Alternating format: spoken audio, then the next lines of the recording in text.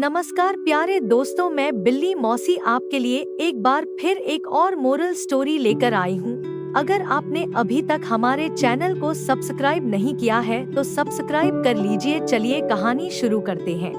ढोलकपुर नाम के गांव में रोहित रहता था। रोहित बहुत ही अच्छा और होनहार लड़का था और उसे खाना बनाने में बहुत ही रुचि थी, इसलिए वह घर के सारे काम करता था और घर का खाना बनाने में अपनी माँ की मदद भी करता था। लेकिन रोहित का मन स्कूल की पढ़ाई में बिल्कुल नहीं लगता था। वह पढ़ाई में बहुत ही कमजोर था, जिसकी वजह से उसे बहुत ही कम मार्क्स मिलते थे और इसी वजह से सारे स्कूल के बच्चे उसका मजाक उड़ाया करते थे। एक दिन स्कूल में टीचर आए और रोहित से कहने लगे, तुम पढ़ाई में बहुत ही कमजोर हो, आज तुम्हारा रिजल्ट आया है जिसमें तुम फेल हो गए हो, इसी वजह से तुम्हें स्कूल से निकाला जा रहा है। यह सुनकर रोहित बहुत उदास हो गया और घर जाकर अपने पिताजी से कहने लगा कि मुझे स्कूल से निकाल दिया गया है क्योंकि मेरा मन पढ़ाई में नहीं लगता है, इसीलिए मैं फेल हो गया। यह सुनकर रोहित के पिताजी उसको डांटने लगे और कहने लगे, तुम्हारा अभी पढ़ाई करने का टाइम है और तुम अभी पढ़ाई नहीं करोगे तो क्या करोगे। यह सुनकर रोहित कहता है, पिताजी मुझे खाना बनाने में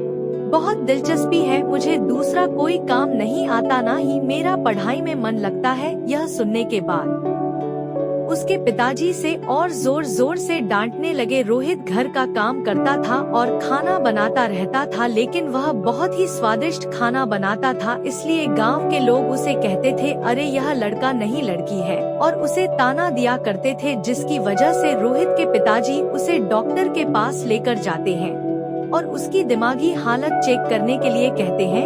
डॉक्टर कहता है कि रोहित की दिमाग की हालत बिल्कुल ठीक है, इसे इलाज की कोई जरूरत नहीं, बस उसे खाना बनाने में ज्यादा दिलचस्पी है। एक दिन रोहित के घर पर एक साधु संत आते हैं और रोहित के पिता सारी बातें संत को बताते हैं। संत कहते हैं, कुछ दिनों के लिए तुम रोहित को हमारे साथ भेज दो। रोहित के पिताजी उसे भेज देते हैं। मठ में जाकर रोहित सभी को स्वादिष्ट खाना बनाकर देता है और सारे लोग रोहित के साथ अच्छी तरह घुल मिल जाते हैं और रोहित के साथ अच्छी तरह से रहते हैं। लेकिन एक बार साधु रोहित से कहते हैं, बेटा तुम अब तुम्हारे घर चले जाओ। यह सुनकर रोहित कहता है, क्यों, मुझसे कोई गलती हुई है क्या। संत कहते हैं, नहीं बेटा, तुम बहुत ही स्वादिष्ट खाना बनाते हो, इसी वजह से सारे मठ के लोग तुम्हारा टेस्टी खाना खाते हैं और सुबह जल्दी नहीं उठाते, इसके लिए उनके दिनचर्या में बदलाव आ गया है, इसीलिए तुम घर चले जाओ और घर जाकर कोई खाने की दुकान खोल लो, क्योंकि तुम बहुत ही स्वादिष्ट खाना बनाते हो। रोहित अपने घर चला जाता है। उसी दिन गांव के सरपंच के बेटी की शादी होती है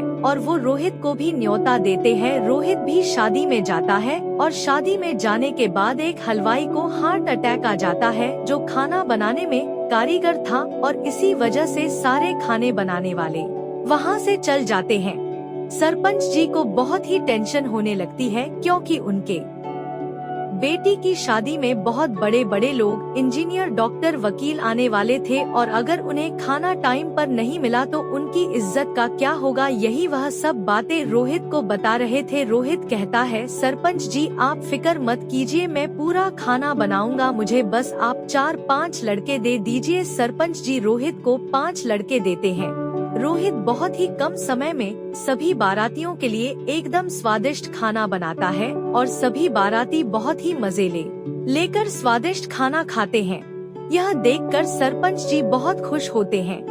दूसरे दिन सरपंच जी रोहित के घर जाते हैं और रोहित को धन्यवाद कहते हैं टाइम पर उनकी मदद करने के लिए, और रोहित को कुछ पैसे भी देते हैं इनाम के तौर पर, और रोहित को कहते हैं, तुम इन पैसों से अपनी खुद की एक दुकान लगाओ और तुम बहुत स्वादिष्ट खाना बनाते हो, जिससे तुम्हारी अच्छी खासी इनकम हो जाएगी। रोहित उन पैसों से एक सांभर डोसा की रेडी लगाता है और वह बहुत ही स्वादिष्ट डोसा बनाता है। कुछ ही दिनों में रोहित बहुत ही तरक्की कर लेता है और कुछ दिनों के बाद शहर में एक रेस्टोरेंट खोल लेता है, उसका मालिक बन जाता है। इस कहानी से हमें यह सीख मिलती है कि हमारे अंदर जो खूबी है, जो टैलेंट है, हमें उसे ही अच्छी तरह से निखारना चाहिए, वही हमारी कामयाबी की सीढ़ी बन जाती है।